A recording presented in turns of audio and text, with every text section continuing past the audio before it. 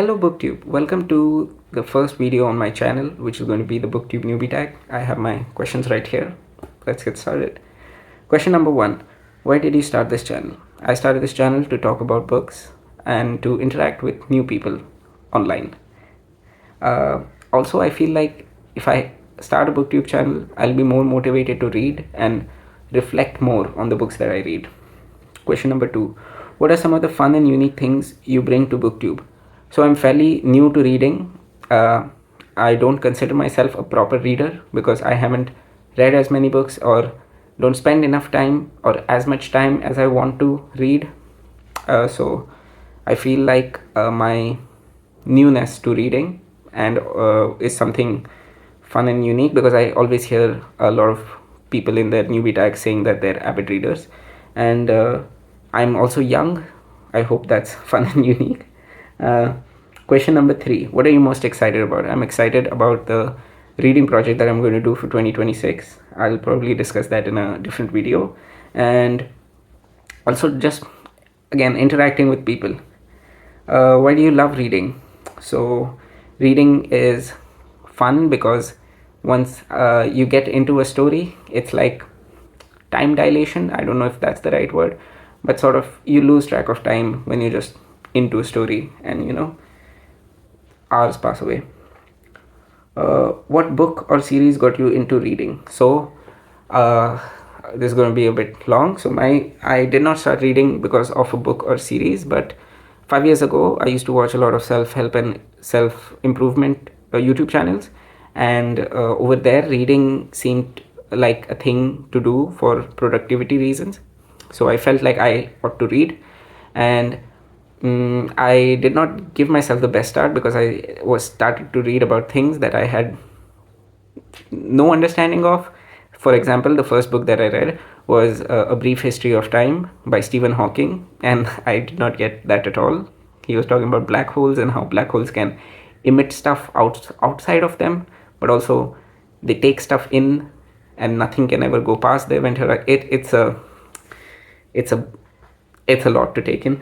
Another thing was Fritjof Capra's The Tao of Physics, which tries to blend Eastern mysticism and the observations that physics has done of the empirical world, and tries to say that these two are actually the same thing. Do like a kind of it's a weird book. I did not quite enjoy it or understand it as well, but I've been reading since then. So it has been 5 years since I've been reading, and I have read about 120 books in that time. The tally would be 15, 15, 30, 30, 30. And I would say I got properly into reading this year. Question number 6. What questions would you ask your favorite booktubers?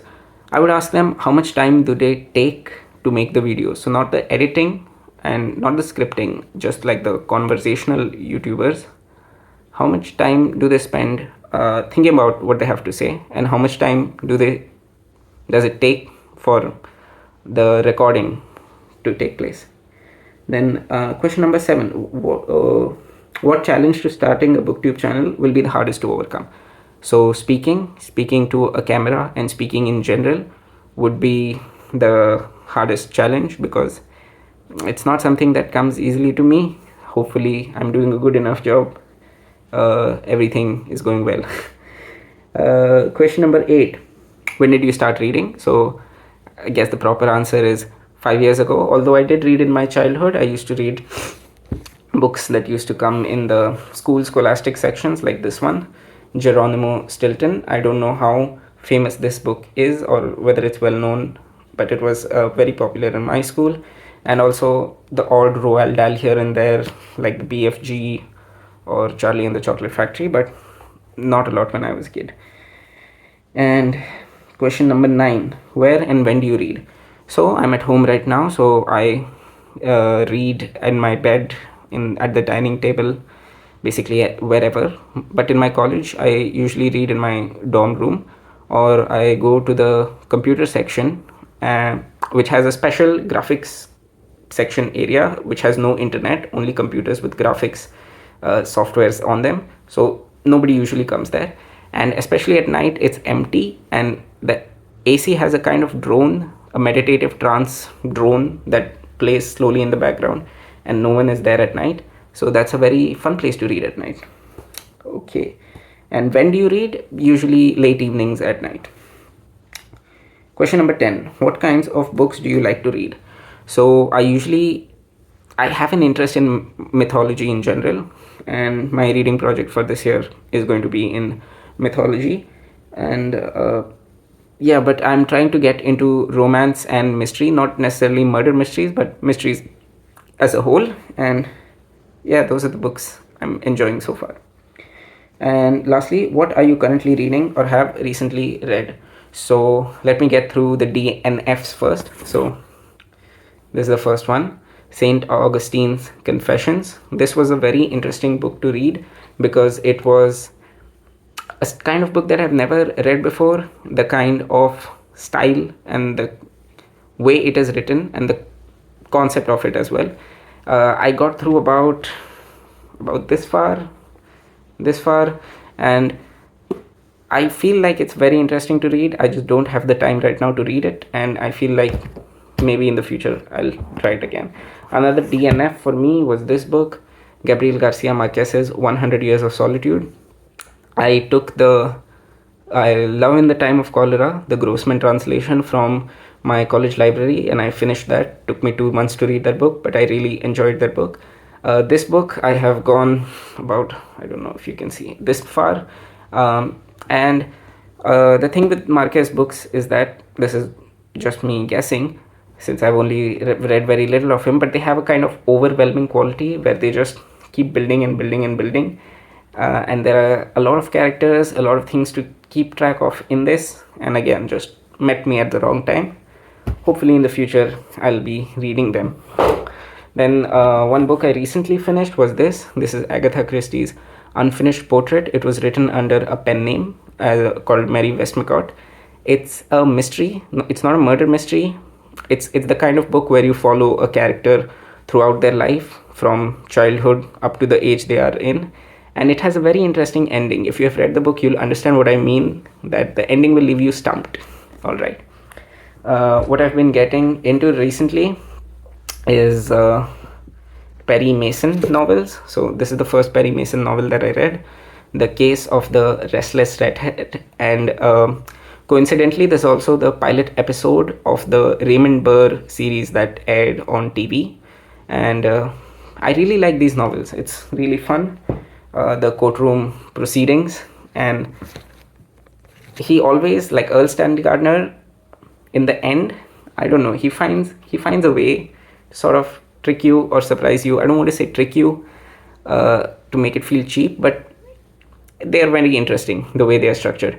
The second Perry Mason novel that I completed was this, The Case of the Negligent Nymph.